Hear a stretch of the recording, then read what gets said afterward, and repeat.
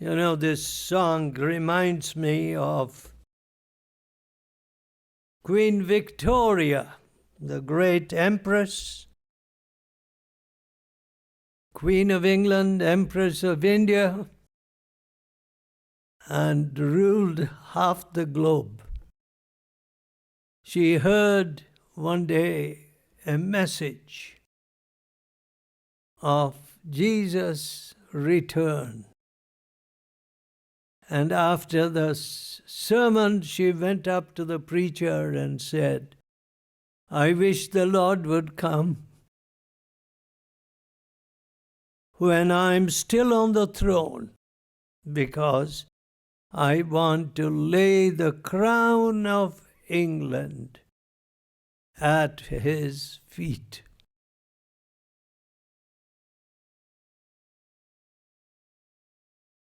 So when we think of that glorious day, we must also think of what we will lay at his feet. Now, dear friends, we shall start. This is a huge subject which I have before me this morning. Isaiah chapter 43 and verse 22. "But thou hast not called upon me, O Jacob, but thou hast been weary of me, O Israel.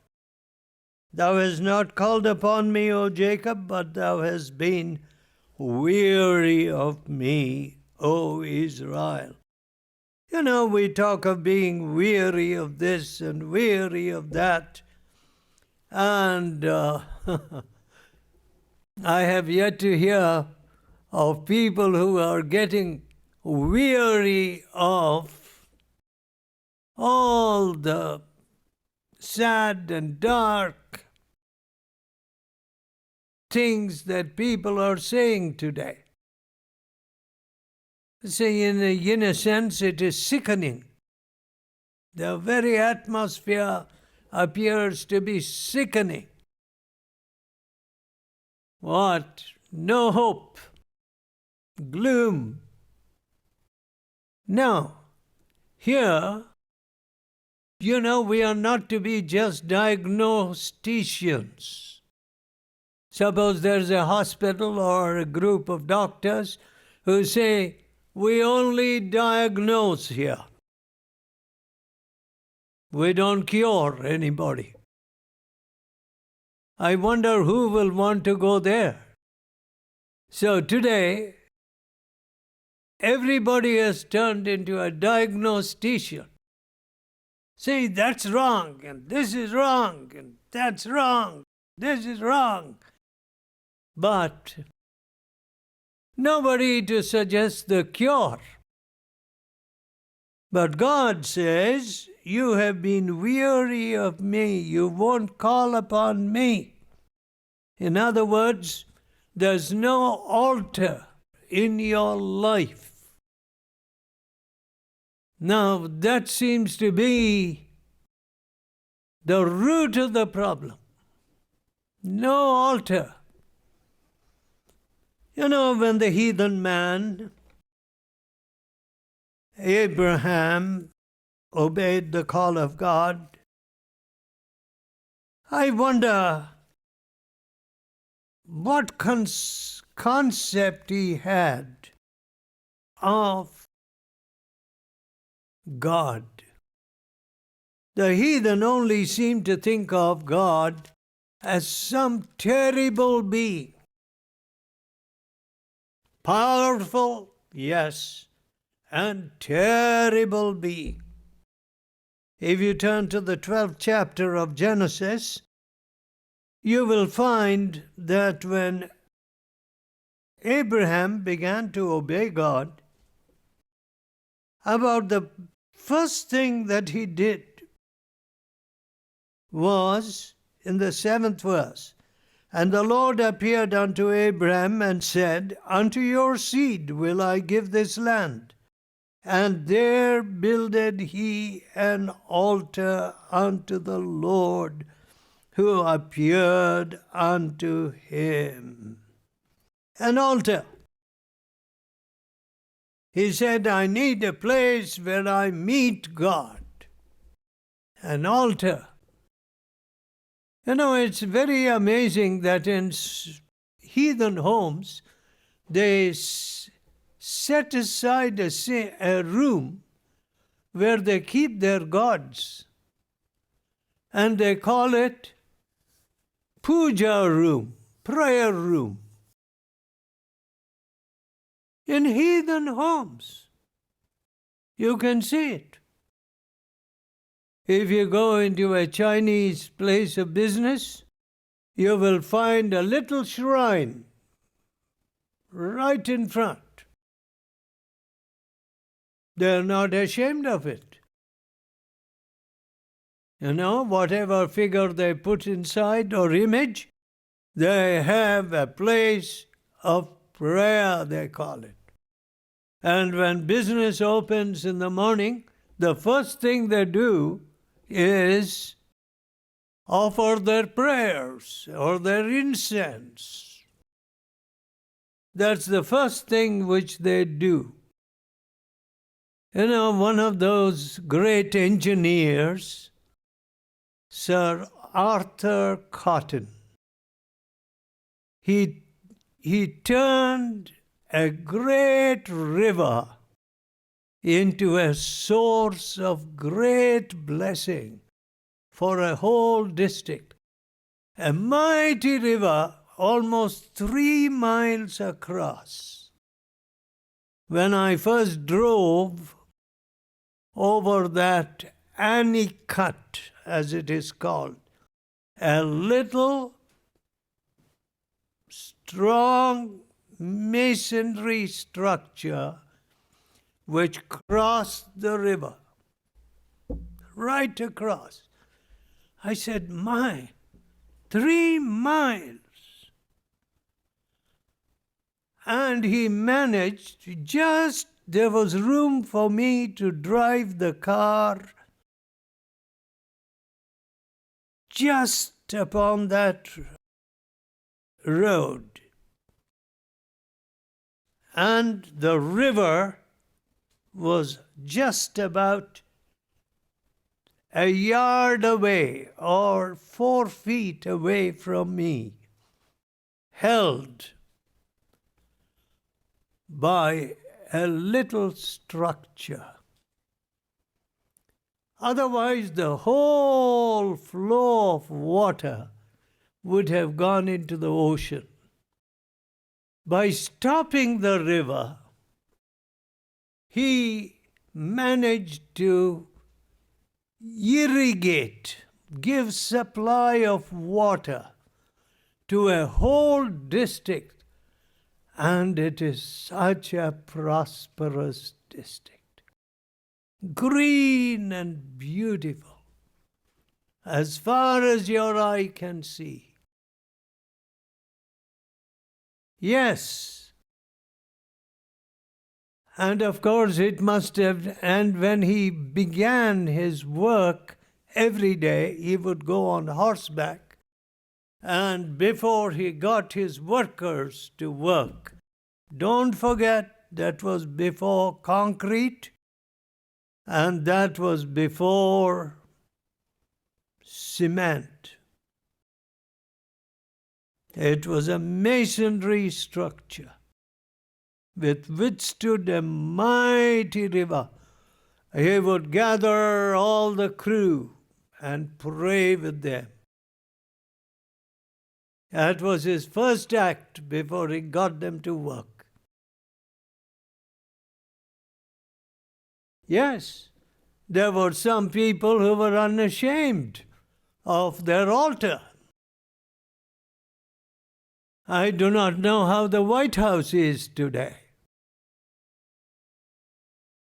And when they have heathen festivals celebrated like Diwali, which is a purely fictitious, mythological festival,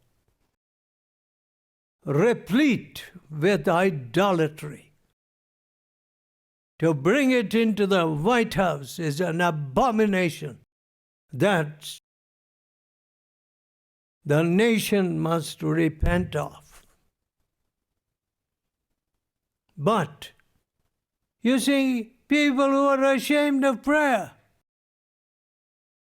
I remember on the turnpike from New York to Philadelphia, I was in a little restaurant. And there, below the glass top, was a little statement, a printed note. Don't feel ashamed to bow your head and thank the Lord.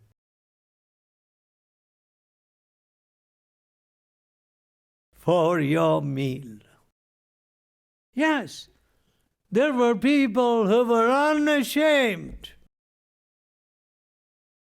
And yet, today we almost apologize if we are found at church, or if we have an altar where we pray and where we want to be really private and cut off from the world.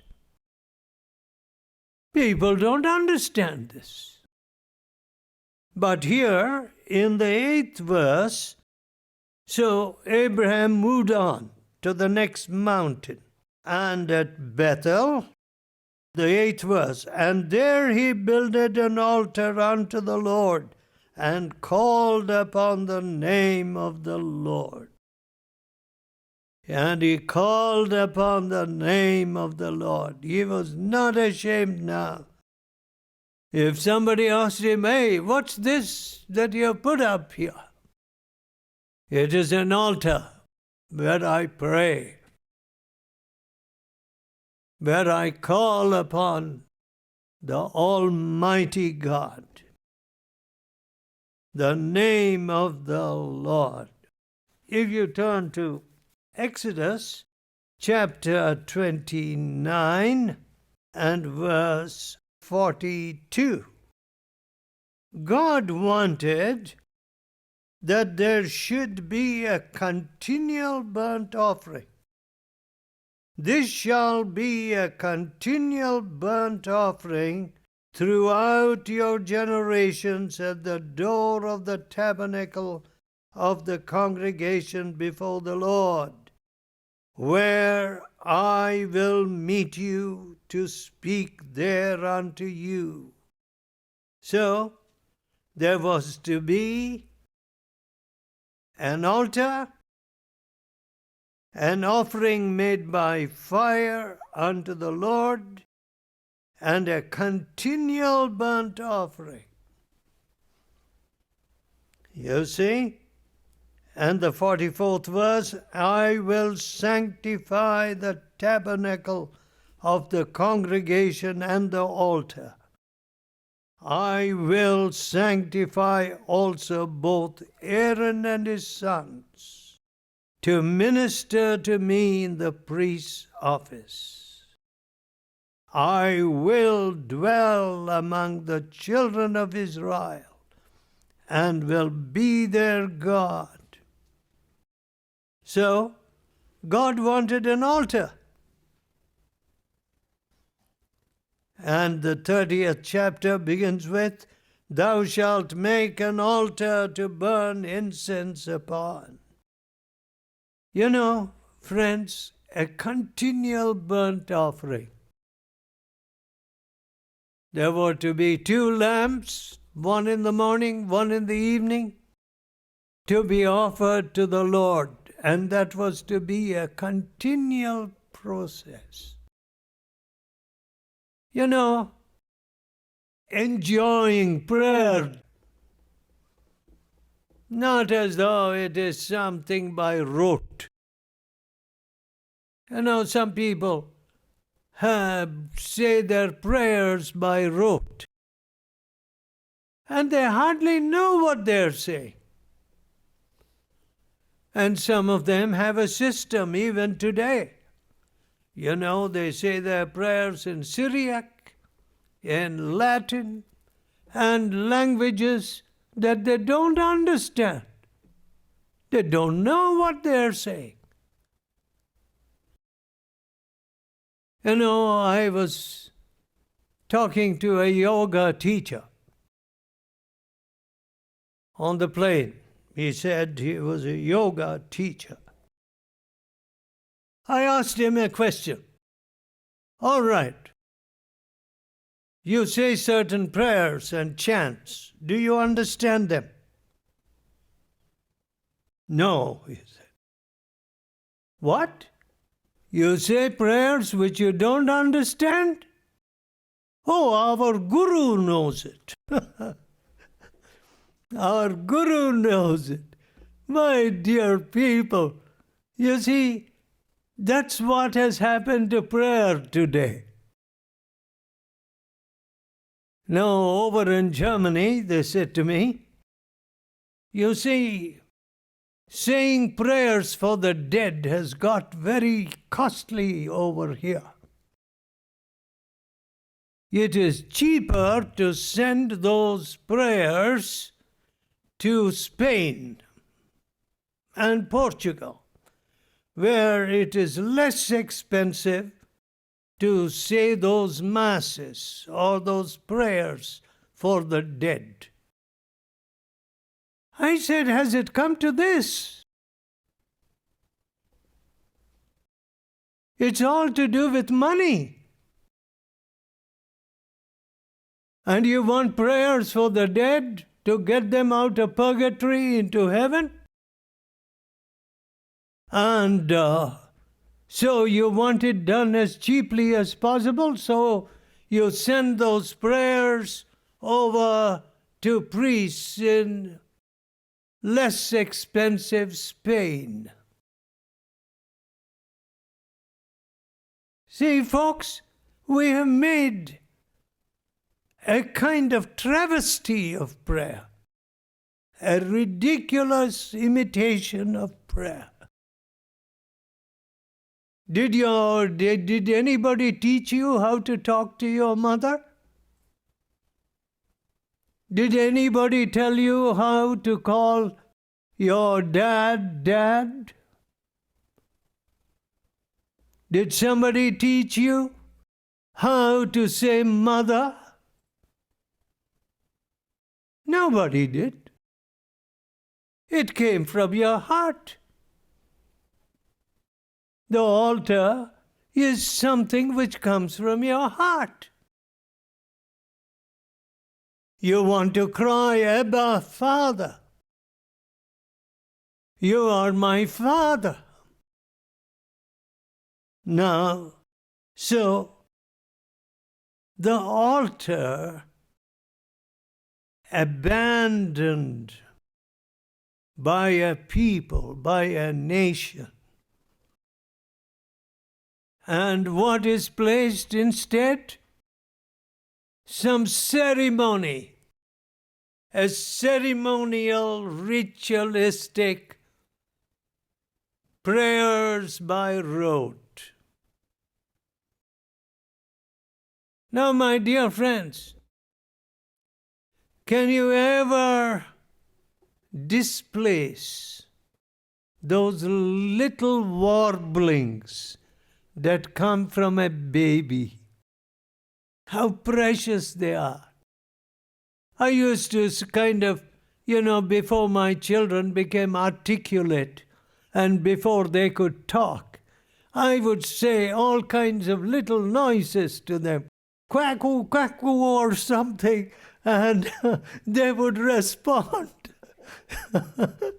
It was a language which they understood before they could speak. Yes, they wanted to communicate. There is in the heart of man the desire and the necessity to communicate with the Heavenly Father.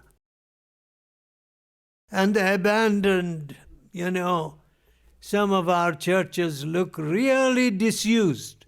All through the week they're shut up. Cemeteries may speak of more activity. You see, because somebody is getting buried there. And so they have to keep it open, kind of, for people to come in and go out. But the altars are abandoned. Now, what more do you see? In Genesis chapter 22, you see that marvelous altar which Abraham built it. That altar that speaks of the cross. Take now your only child, your beloved child, and go to a mountain that I will show you. And Abraham obeyed. And offer him there, for second verse, as a burnt offering upon one of the mountains which I tell you of. You see, he loved God more than the gifts of God. We make a very big mistake there. We love him for his gifts. You see? Well, I don't give too many gifts to people, except when they are in real trouble. But if people say to you, I only love you because of the gifts which you give me, otherwise you mean nothing to me. There should come a time of spiritual maturity when we say, hey, gift or no gift, I want the giver. I want the Father of all mercies. I need Jesus. Just to love him because of his many gifts. Yes, we all enjoy many gifts. See, I always feel that I am very ungrateful. I can't help feeling that I am very ungrateful because I have so much to praise him for. That I am living at all is his mercy and his gift of life. But suppose I love him just because of his gifts. How poor that relationship would be. Suppose your father became a really poor man and he became a beggar. And you say, how can I love a beggar? No, he's my dad. He's my dad. A great preacher said, the last time I saw my father he was so drunk, he was across the street and he was abusing me and wanted to kick me, or actually kicked him.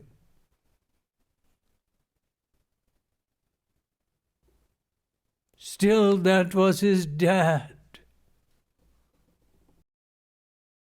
So, my dear people, if we try to bypass the altar, we are finished.